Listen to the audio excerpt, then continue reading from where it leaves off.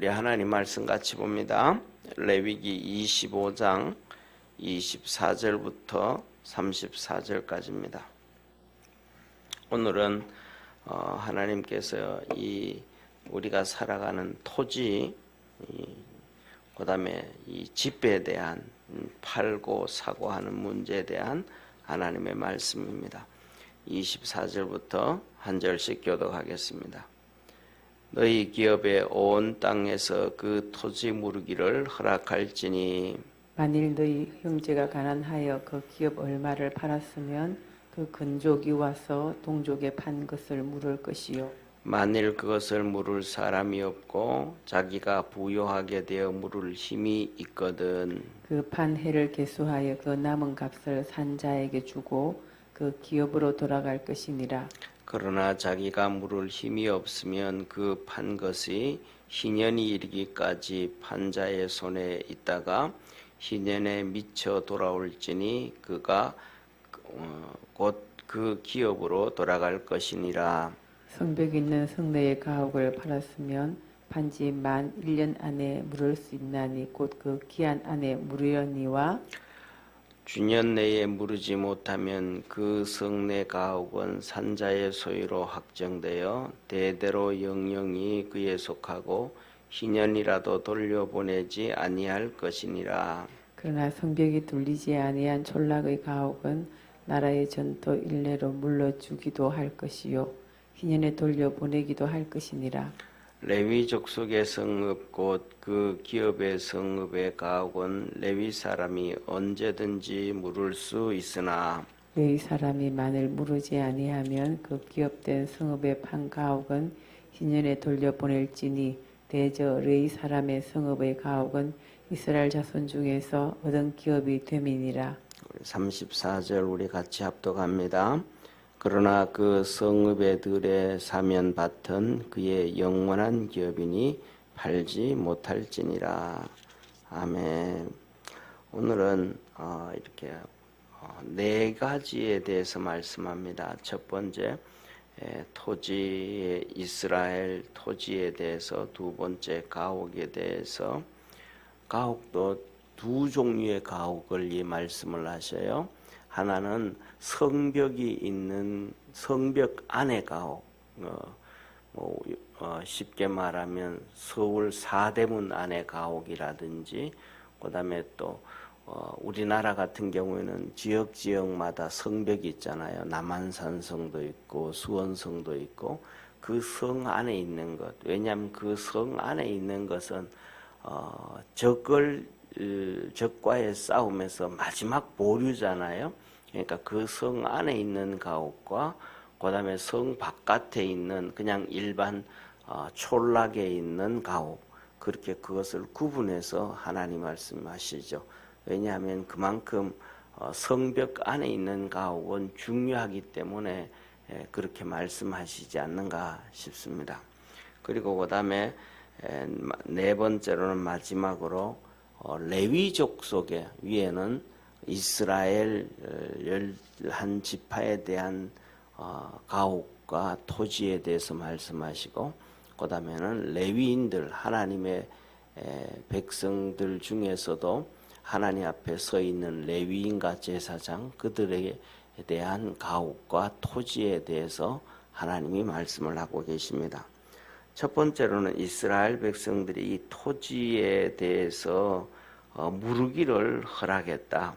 그러니까 하나님이 주신 토를 내가 팔았는데, 내가 정말로 뭐 급한 일이 있어서 어쩔 수 없이 팔았는데, 우리 뭐 예를 들면 동생이라든지 뭐 삼촌이라든지 사촌이라든지 육촌 팔촌이 나중에 그 얘기를 들은 거예요.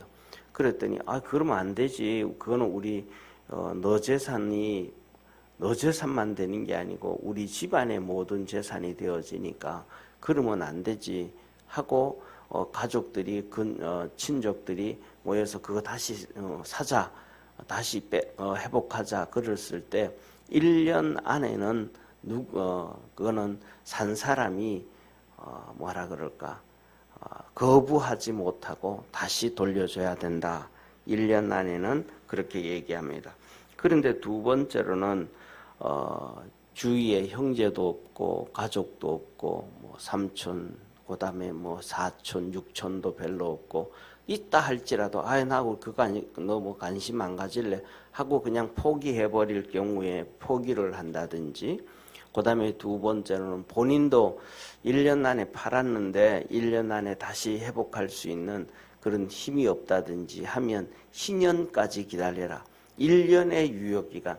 이게 뭐냐면 오늘날 우리가 이렇게 보면 우리가 집을 계약하고 팔고 할 때도 계약하고 하루 아닙니까? 3일 아닌지 일주일 안에는 다시 이렇게 물을 수 있는 거 있잖아요, 그죠? 그리고 그거 지나가고 나면은 해약할 때는 뭐 계약금에 배를 줘야 된다, 뭐 그런 것이 있지 않는가 싶은데, 그런 하루라든지 이틀 그 안에는 언제든지 그렇게 할 수 있다. 이런 거하고 오늘 이 성경에 하나님이 말씀하신 거하고 같다라고 얘기할 수 있습니다. 그리고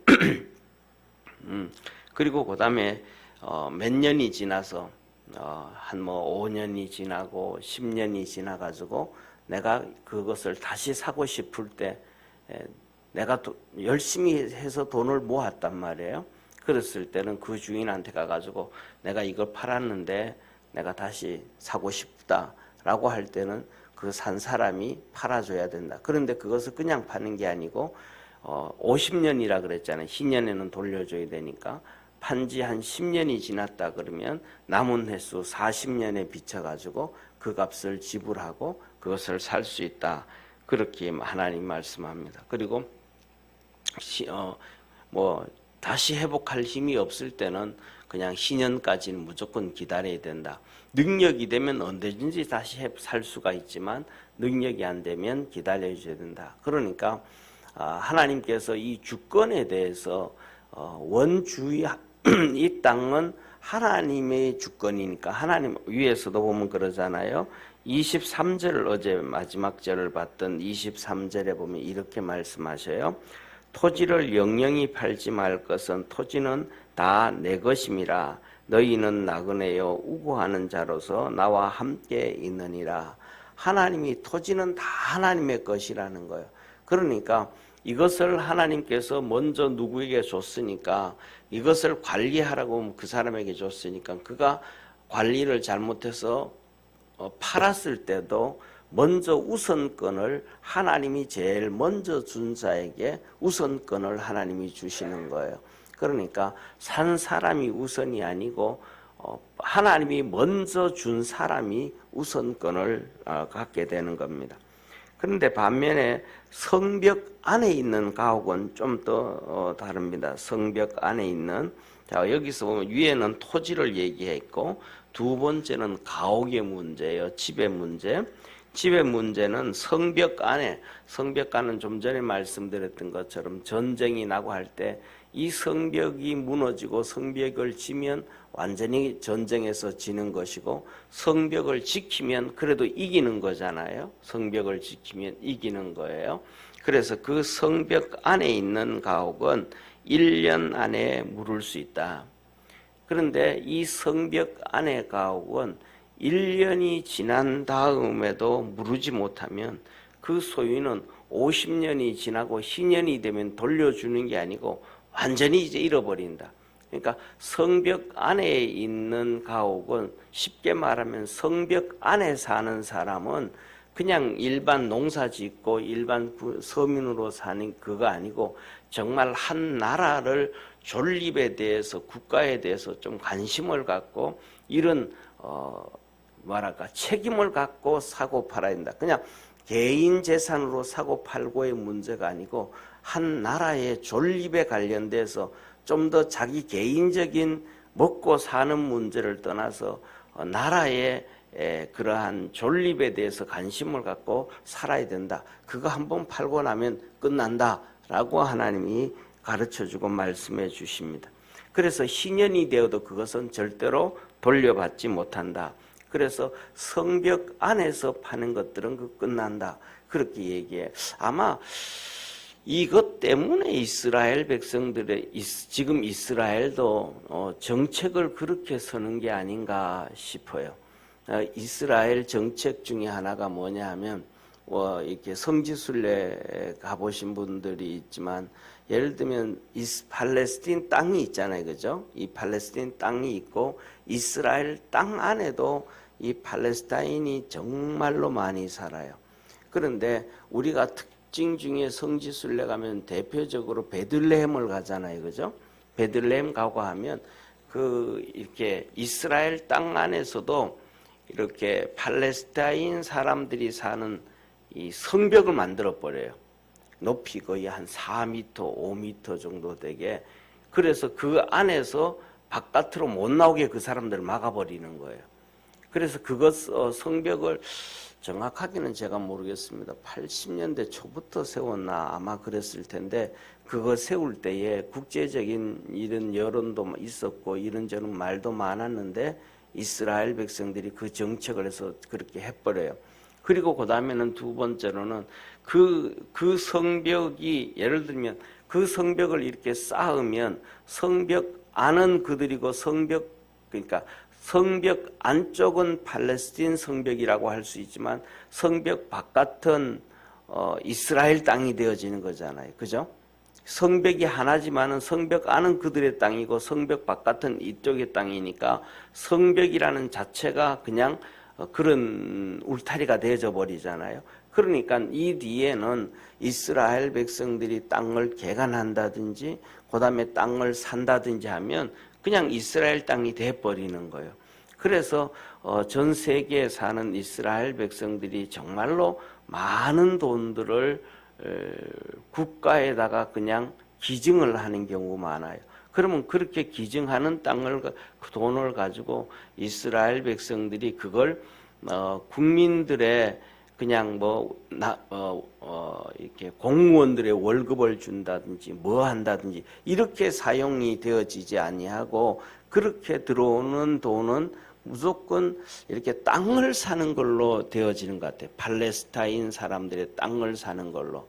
그래 집을 산다든지 그렇게 하고 그다음에 지금도 똑같이 이스라엘 백성들이 전 세계에 흩어져 있는 이스라엘 백성들이 많거든요.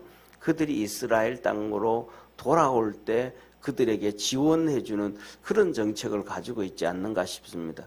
그래서 이런 이 성벽 안의 것과 성벽 바깥의 이 말씀을 지금도 이스라엘 백성들은 왜냐하면 가장 중요한 것 중에 하나가 우리는 대한민국은 우리는 거의 대부분 5천년 역사라고 하지만 5천년 역사라고 얘기하지만은 그 역사 동안 한 민족으로 그냥 살아왔잖아요.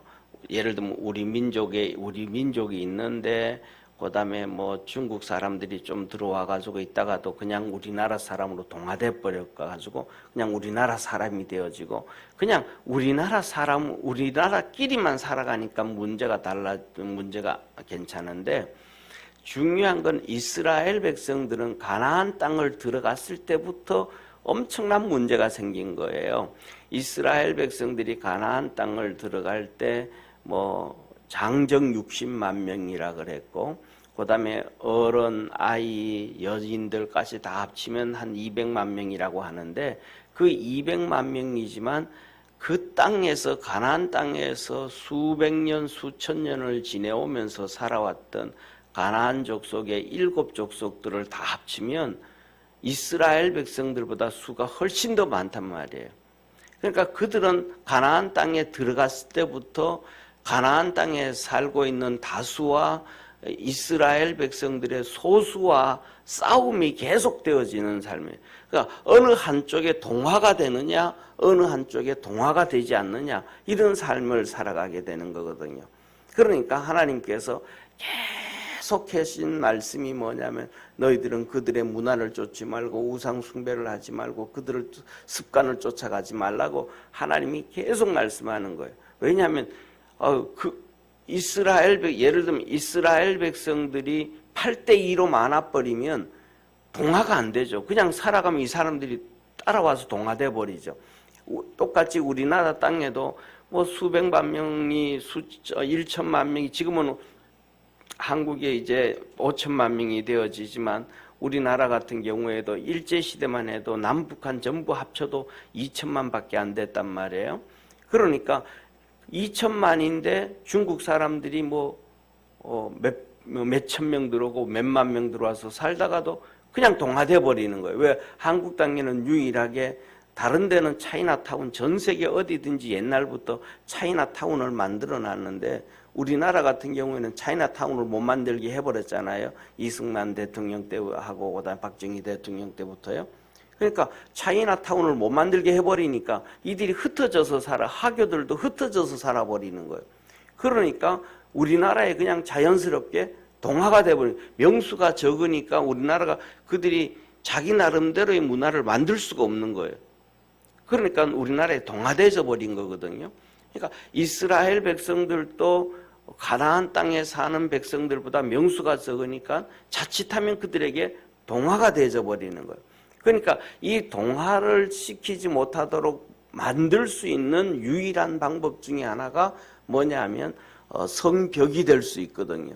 그 안에서 이스라엘 백성들이 이렇게 딱 자기들을 지킬 수 있는, 그러니까 이렇게 이제 이 성벽 안에 있는 집들은 절대로 팔 수도 없고 팔게 되어지고 나면 더 이상 살 수 없다. 그래서 그 안에 있는, 성벽 안에 있는 땅은 이스라엘 백성들만이 살 수 있고 족속이라든지 지파와는 상관없이 그렇게 하게 하신 것이 아닌가, 그렇게 생각을 합니다. 그런데 단 뭐냐 하면 성벽이 없는 바깥의 촌락, 성벽이 없는 바깥의 촌락은 그냥 이렇게 막 돌아다니자. 누구든지 올 수 있고 이방인들도 올 수 있고 가나안의 7 족속들도 와서 같이 그 안에서 생활하게 되고 살게 되고 이렇게 어울리게 되니까 그것은 50년이 지나면 희년에는 꼭 물려줘라. 1년 안에 물려줄 수 있지만 1년 안에 물려줄 수 없다면 그 가옥은 50년 후에는 물려줘라 그럽니다. 그리고 그 다음에 마지막으로는 레위 족속의 성읍과 밭에 대해서 얘기합니다. 레위 족속의 가옥은, 레위 족속들은 이렇게 그 지역에, 예를 들면 이 분당이라 그러면 분당이고 그다음 분당이라 그러면 분당에 하나님의 성전이 있는 거잖아요. 그러면 이 분당에 있는 성전을 중심으로 분당에 있는 사람들이 와서 예배드리고 하나님을 만나게 되는데, 거기에 성전에서 섬기는 레위인, 거기 성전에서 섬기는 제사장들이 있단 말이에요. 그들은 뭐냐 하면 쉽게 말하면 뭐라 그럴까, 하나님 앞에서 이 이스라엘 백성들이 나올 수 있도록, 함께 예배 드릴 수 있도록 중심이 돼줘야 된다라는 거거든요. 그러니까 만일에 레위인이 자기 이 토지가 있는데, 가옥이 있는데 이것이 너무 이런저런 사람이 살다가 보면 어떤 일을 만날지 몰라서 팔 경우가 있잖아요. 그렇게 팔았다 할지라도 레위인들은 1년 안에 아니면 어떻든 간에 상관없이 신년이 되어지기 전에라도 언제든지라도 물으겠다 그러면 물려줘라. 왜냐하면 그 레위인들은 그러한 생활의 안정이 있어야 이스라엘 백성들과 함께 같이 하나님 앞에 예배 드릴 수 있고 섬길 수 있기 때문에 그렇다. 그들이 생활의 안정이 되어지지 아니하면 이스라엘 백성 전체가 하나님 앞에 예배 드리고 하나님 앞에 나와서 하나님을 섬기는데 그 중심축이 다 무너져 버리기 때문에 레위인들은 언제든지 물을 수가 있다라고 얘기를 해요. 그리고 레위 족속들은 무르지를 않는다면 희년에는 돌려줘야 된다. 그리고 왜 언제든지 이렇게 물을 수 있냐라고 하면 레위인들의 가옥은 하나님이 레위인들에게 직접 준 것이 아니고 하나님이 이스라엘 백성들에게 준 것을 이스라엘 백성들이 일부분 떼어서 레위 사람들에게 준 거거든요. 왜? 자기들이 하나님 앞에 나가서 예배드리기 위해서. 그래서 레위인들은 이스라엘 12지파의 가운데서 다 흩어져서 산 거예요. 그 지역마다 가서 성전이 세워진 그곳에서 섬겼기 때문에 그렇습니다. 그리고 그 다음에 마지막으로 레위인의 밭은 영원한 기업이다. 레위인들의 밭은 집은 사고 팔고 이렇게 할 수 있지만은 레위인들의 밭은 절대로 사고 팔 수가 없다.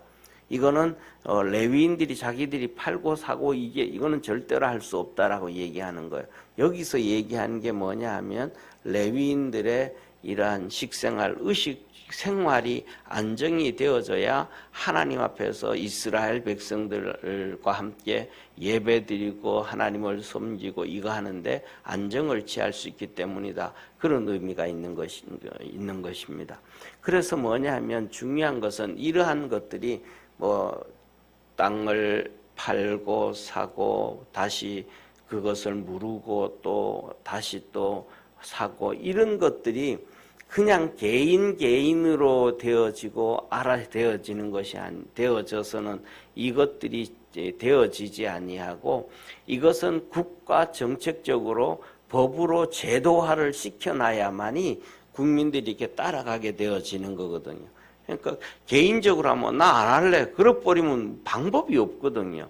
그런데 국가적으로 제도를 만들고 법을 딱 해놓으면 국민들이 안 따를 수가 없는 거예요. 그래서 이런 것들이 뭐냐 하면 하나님의 말씀 안에서 이렇게 나라의 법과 제도가 되어져 갈 수 있도록 이렇게 똑같지는 않지만은 이렇게 성경에 맞춰서 이렇게 제도화되어져 가는 자연스럽게 굴러갈 수 있는 것을 가지고 어제도 말씀드렸던 것처럼 자유민주주의고 그렇지 아니하는 것은 공산주의, 인민민주주의 아니면 독재민주주의 이렇게 구분이 되어진다. 그래서 우리 같은 경우에도 자유민주주의라는 것은 이 성경에 근거를 해가지고 조금씩 이렇게 자연스럽게 그러니까 가장 성경을 전혀 모른다 그래도 가장 기본 상식적으로 만들어진 법이면 성경과 일맥상통이 되어져요. 그래서 그것이 성경과 따라가게 되어지기 때문에 자유민주주의라 그렇게 되어지는 거예요. 그래서 자유민주주의의 특징은 하나입니다.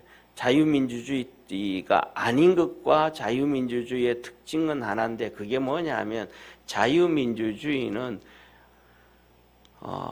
정책적으로 어떤 상황과 환경 가운데서도 하나님 앞에 예배드리고 기도하고 성경 공부하고 전도하고 이런 거에 대해서 제재를 하지 않는 게 자유민주주의입니다.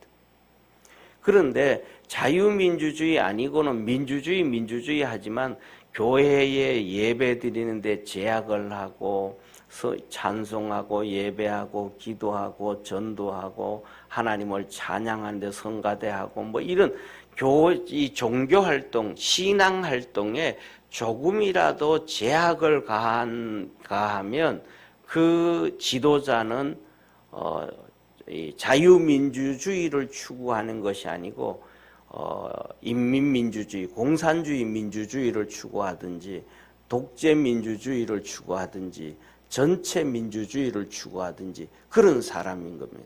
그래서 우리나라는 그냥 정부가 그냥 다 이렇게 하고 도지사들이 각자 이렇게 하고 하니까 그렇지만 미국 같은 경우에 지금 코로나 사태가 터진 거거든요.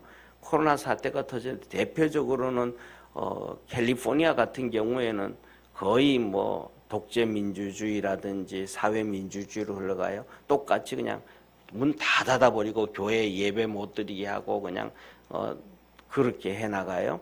그런데 노스캐롤라이나라든지 이런 데 있는 주는 주지사가 격려를 해요. 예배는 드려야 된다. 하나님 앞에 기도는 해야 된다. 다른 거는 다 못해도 그거는 더더욱 해야 된다 하면서 이렇게 그러니까 주지사가 누구냐에 따라서 그 사람의 성향이 자유민주주의를 추구하는지 인민민주주의를 추구하는지 독재민주주의를 추구하는지 전체 민주주의를 추구하는지에 따라서 예배가 허용이 되는가 예배가 허용이 되지 않는가 신앙이 허용이 되지는가 허용이 되지 않는가 이것이 그냥 극렬하게 달라지는 겁니다. 그래서 우리가 이런 것들을 보면서 이 성경 안에 이런 법들이 있으니까 쉽게 말하면 나라의 지도자들이 쉽게 더 말하면 국회의원들과 그다음에 위정자들과 그다음에 또 사법부에 있는 사람들이 이런 하나님의 법들이 사회에 이렇게 침투가 되어지고 이렇게 제도화가 되어지고 그렇게 되어져서 판결이 되어지도록 하면 정말로 하나님이 말씀하신 것처럼 살만한 축복의 나라가 되어진다라는 것입니다. 기도하겠습니다. 전능하신 하나님 아버지, 이렇게 하나님이 말씀하신 대로 진행이 되어지고 형성이 되어진다 그러면 많은 사람들이 더 열심히 몸부림치면서 살지 않을까 싶습니다. 그래서 자기가 살던 것 다시 회복하기 위해서 더 열심히 살고 소망을 갖고 희망을 갖고 꿈이 있다고 생각을 합니다. 우리 믿음의 모든 성도들 뿐만 아니라 이 대한민국도 그리고 전 세계 모든 나라들도 정말 이 하나님의 말씀 앞에 무릎을 꿇고 이 인민민주주의, 공산주의, 그 다음에 또 독재민주주의, 전체민주주의라고 하는 그런 길을 걷지 아니하고 정말 하나님이 우리에게 주신 자유민주주의를 쫓아갈 줄 아는 축복의 모든 나라, 모든 국가가 되게 하시고 하나님의 말씀이 전 세계에 강물처럼 흘러넘칠 수 있도록 복 주시옵소서. 예수님의 이름으로 기도드립니다. 아멘. 하늘에 계신 우리 아버지여, 이름이 거룩히 여김을 받으시오며 나라에 임하옵시며 뜻이 하늘에서 이룬 것 같이 땅에서도 이루어지리이다. 오늘날 우리에게 일용할 양식을 주옵시고 우리가 우리에게 죄진 자를 사하여 준 것 같이 우리 죄를 사하여 주옵시고 우리를 시험에 들게 하지 마옵시며 다만 악에서 구하옵소서. 대개 나라와 권세와 영광이 아버지께 영원히 있사옵나이다. 아멘.